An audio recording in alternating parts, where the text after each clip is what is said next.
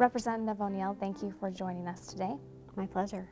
Can you describe your district and tell us in what ways you and your district are similar? Well, my district is in Wright County, and Wright County is typically the most conservative district in the state of Minnesota. It's both socially conservative and fiscally conservative, which I tend to be as well. They voted, they would vote for preserving life, and they were adamantly opposed to the gay marriage bill that came through. Those are also stands that I took, as did most of the Republicans. They're also very fiscally conservative, so I put something on my website and ask the question. I always get, try to use the money that you have wisely and, have fiscal restraint and things like that. And so because I own a business, I have to watch every single dollar that comes through the business. Otherwise, our family doesn't eat. And so I use those same principles here and try to find, how to maximize our dollars here. And I think that's where my district is kind of at, both socially and fiscally conservative. What is your occupation outside the legislature? I own a construction company, so myself, my husband, and another partner own a tile setting company. So what I do within the business is all the accounting, the taxes, the government compliance, things like that. I don't do the tile setting, but I do know the industry, and so it's a fantastic industry. I just talked to someone today about getting more connected with more people in the trades, because it certainly is a growing industry right now.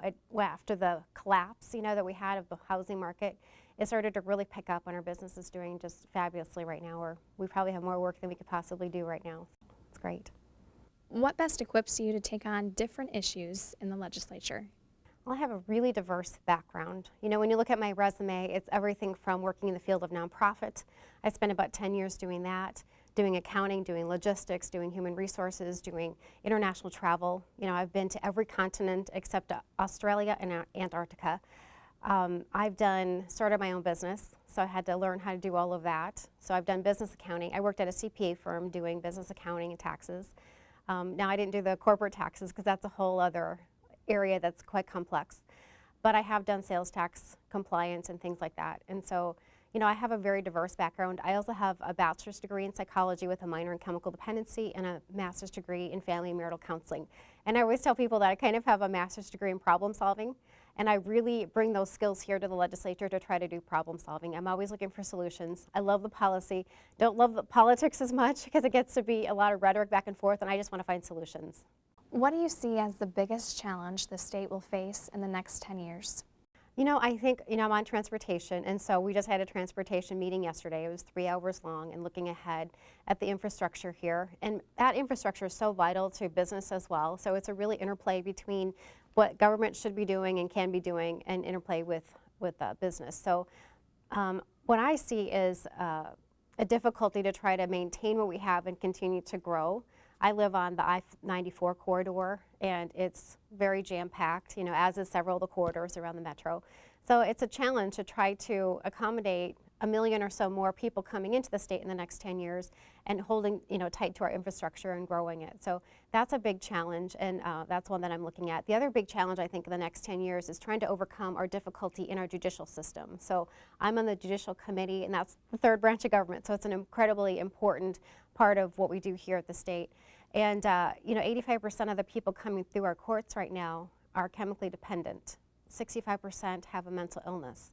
And Minnesota is ranked, according to the Mayo Clinic, they just told me that we're ranked 50 out of 50 for the amount of emergency beds we have for mental health people when they're in a crisis. So if they have, they are a danger to themselves or others, or in a place where they just cannot be in the public at all, we don't have enough beds for those people. We're ranked last in the entire nation. So that's a crisis right now, and hopefully we'll be able to overcome that in the next 10 years.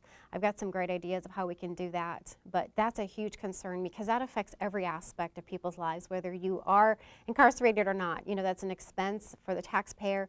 It affects families, affects communities. In fact, later today I'm going to go and have a meeting with the director of Minnesota Teen Challenge, where I used to work, and they're going to be expanding into Wright County, which I'm very excited about. So there are solutions, and they're non-governmental solutions, but there's a great partnership between government and non-government organizations that I think we really need to look at and maybe strengthen over the next 10 years, because I'd really like to see those numbers drop tremendously in the next 10 years. So those are some of things that I'm looking at and I'm working on personally. What are your hidden talents or hobbies?